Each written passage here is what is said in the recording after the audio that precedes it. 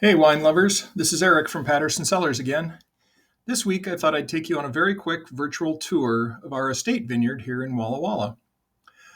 Our vineyard, called Whistling Hills, is in the Walla Walla AVA, smack dab in the middle of the area known in Walla Walla as the Southside District. We have about 14 acres total, with about 9 acres of those available for growing grapes. Right now, we have about half of that in full production and another half that we've replanted in the last couple of years. So with that, let's take a quick look at each of the blocks. We'll start in the middle of the vineyard with our Merlot. These vines are part of the original planting back in 2007 and 2008. These vines are still recovering somewhat from some pretty significant damage that they suffered during a severe cold snap in the winter of 2021 and 2022. But there's still a pretty good looking crop ripening this year. To the west of the Merlot is our Syrah block. This Syrah is Tablas Creek clone, originally established in the United States by the Tablas Creek Winery in California. And it's probably one of, if not the very first clone of Syrah planted here in Washington State. I am super excited about the wine that we already have in barrel from our first harvest of this block last fall. Here in this block is also an example of how most vineyards in the state are irrigated, with drip lines that enable our vineyard crew to very precisely measure and place the water where it will do the vines the most good, without watering the areas between the vines. This approach cuts down on water use and the amount of mowing between the rows that we need to do during the season. You'll likely also notice the netting on the vines. That is there to keep the birds away from the ripening fruit.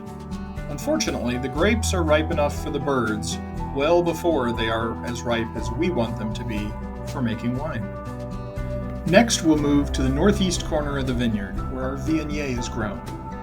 Viognier is my favorite white wine, and I was thrilled to see when we were looking at this vineyard that it included a nice-sized planting of this grape.